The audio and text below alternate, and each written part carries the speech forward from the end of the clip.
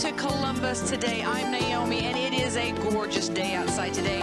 We're standing outside of WKKG. Going to go inside and talk with Big Mike in the morning while he is on air. Mike Patrick of WKKG. Going to talk about the Feet to Beat Diabetes. Also going to talk with Mike Schuba, who's on the steering committee. Find out all of the details about the Feet to Beat Diabetes. Great show today. Pros pointers, give you some golf tips, and business spotlight with Total Fitness. You sit tight. We're coming back with the Columbus Today Show.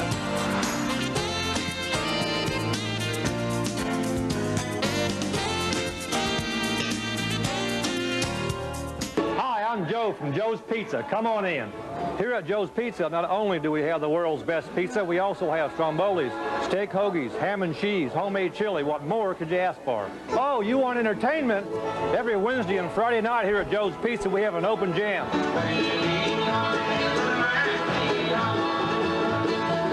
Come on down and pick with us or just sit and listen. Come on down to Joe's Pizza for the world's best pizza.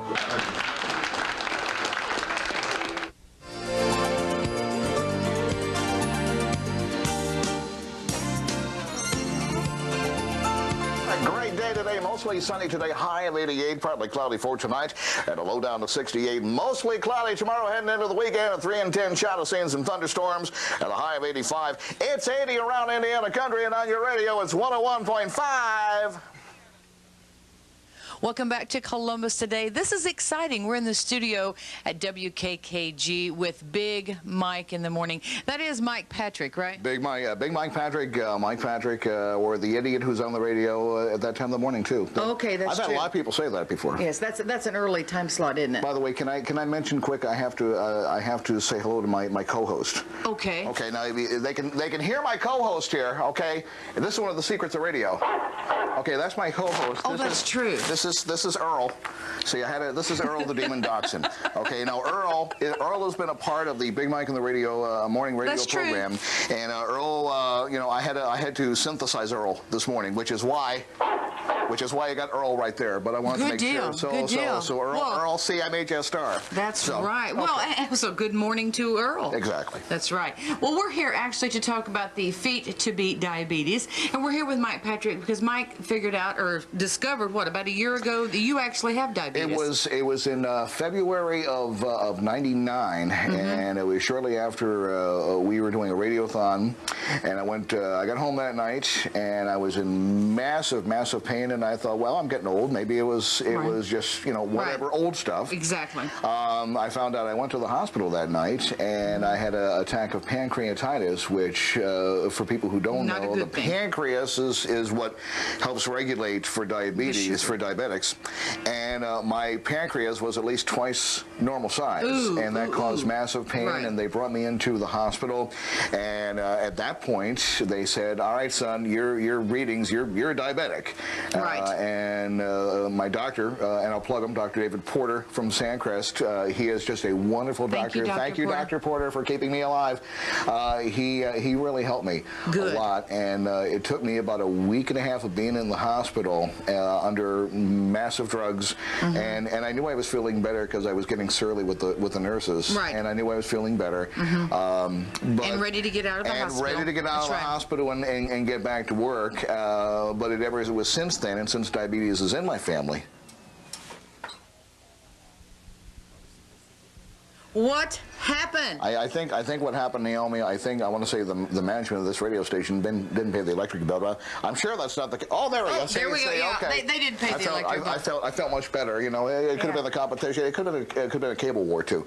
You know, it could be another cable. No, I'm just kidding. I really am. So all right. Well, we lost power for just a little while there. Yeah, it worked out. But yeah, it's not your fault. It's not our fault. It's nature. And we're comfortable with that. And now somewhere there's probably a squirrel who's gone on to the great beyond. That's Yes, just a second of silence for the squirrel. All right, now we were talking about this. We're going to actually get back to business here. I'm telling you, really.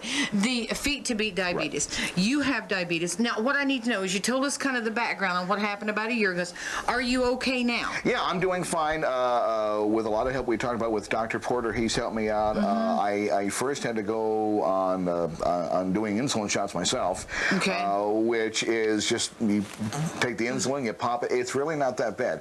It's a lot different. Like when you get a flu shot, when you get a flu shot, it's different because that's a longer needle and that goes right into the muscle. With insulin, and it's a smaller needle, and it goes right into the flesh. And obviously, I have a lot of flesh, so it went. So it wouldn't hurt us to take a couple shots, would it? I'll let you speak your own, Naomi. That's you know, I never say that about anybody. But I was on there for a while just to get my blood sugars down. Now it's primarily with medication, and I just kind of keep an eye on my wife. Nancy does a wonderful job as far as watching me. Did you give yourself the shot? I had to give myself the shot. Well, I learned. Did you do it in the leg? I did it in the leg. I did really all the leg and in the larger area here and the arms, all different spots. I learned that years ago. I took a break from radio and I was in human services, and I worked with an individual who was developmentally disabled, and she was diabetic. And I had learned all about it. And then at one point, I also had a dog who was diabetic. And I had, wasn't Earl. No, it wasn't Earl. This is a previous dog, and I had to give the dog. The dog became a diabetic in latter years, so I had to give my dog shots because I knew I could take care of him, and then it extended his life a little. So by the time it got around to me, you were a pro. It was no problem, but I'm okay now. Good. And I'm trying to keep track of the time over there. Big Mike is actually on air this morning, and we're kind of interviewing him in between him doing his radio gig and talking to me. So are we good for a few minutes? Yeah, sure, we're fine. Oh, okay. Well, go for it. Well, you just holler at me when you need to. I would never holler at you, Naomi. Just give me a note. God love you. Yeah. Okay, so the Feet to Beat Diabetes. So you got involved in this because of your personal involvement. Right. I've been trying to do ever since I found out I was a diabetic, and I have diabetes in my family. My dad died when I was 13 from diabetes. I've had a number of my family who have been diabetic, and when I found out about me, it's like, well, they want to raise money to get research to take care of diabetes. Well, that could take care of me, so it's my personal issue now. So it's kind of a win-win for you. It really is. I mean, and it's also one of the reasons that I moved into this area and I'm working at this radio station is because I want to be a part of the community. You know, it's the community, it's the people who watch you, it's the people who listen to me. It's those people that make us who and what we are. Absolutely. So I want to bring back whatever I can to the community. Absolutely. Well, good for you. Thank you. Hats off to you for that. Now, this Feet to Beat Diabetes is going to happen Saturday, June the 10th, June 10th, it'll be at Tipton Lakes, and we're asking for people to just sign up and walk. It's a short walk. It starts at 9 o'clock in the morning. The number I can give you, it's 1-888-DIABETES. D-I-A-B-E-T, yes. 1-888-DIABETES. Call, say you heard about it. We're looking for a lot of people. Anything that you have. I mean, everybody knows somebody, I think. That's true. Who is a diabetic. That's true. And if they don't want to walk, they can always make donations. Oh, sure they can. There's no and don't not give a dedication or do a donation to the Diabetes Association maybe because you don't like what I do on the radio. That's okay. Do it because there's a lot of diabetics who really do need your help. It's 1 out of 17 people. 1 out of 17 people are diabetics. So there's a chance that somebody in your family, if you know somebody in your family who's had diabetes, you should go get testing. If you think that there's a lot of common signs, thirst, weight loss, weight gain, there's so many signs. Talk to your doctor. I go in twice a day. I go in and I will take care and I'll do my blood sugar. And I check it every day. Do you have one of those little I got the little finger sticks. What I have to do is I zap my fingers. In fact, you can see it just because it's a little marked over the years. But I zap them and then just it reads it and it tells me what my numbers are. Doesn't that just hurt like the dickens? Not really. You get used to it after a while. Because see, this is where our feelings are, and it's just the most tender spot of your finger. I just hate that. So you stick it right there. Well, most people will say radio people have no feelings, so it doesn't.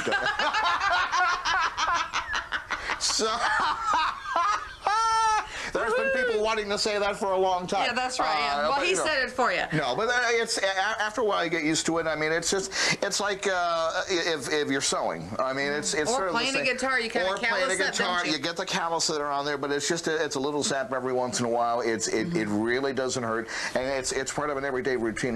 And you get used to it after a while. Right. The hardest thing was teaching my wife and stepdaughter to get them used to the system. My wife Nancy, she God love her, she when I first went in the hospital.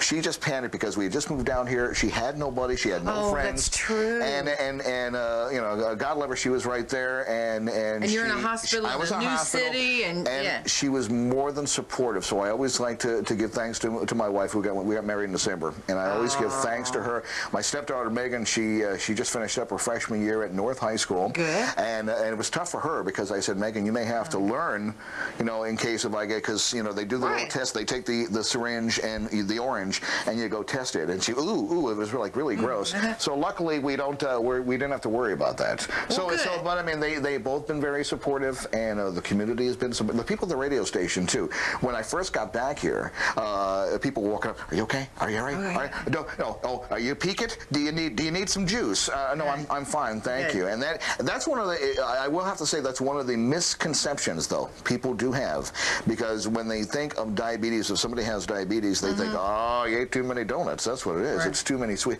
and that's not the case. In my particular case, it was because of a lot of like carbohydrates. Carbohydrates, which turn into sugar. Which do turn into sugar, but just because you may have and I always like to say large person as opposed to a fat guy. We don't like to say that.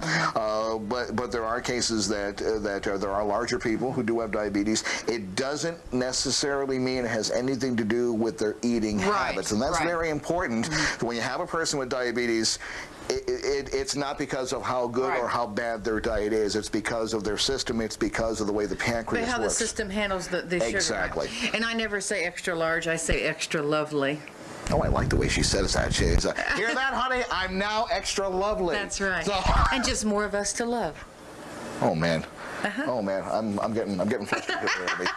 Well, actually, we are going to come back and talk with Mike Schubel, who's also a chairperson for the Feet to Beat Diabetes. He's going to give us all the who, what, where, whens, and whys. Let's talk just briefly. Let me give the viewers who don't get a chance to actually see you, you know, up close and personal, you know, all that stuff. How long have you been in radio?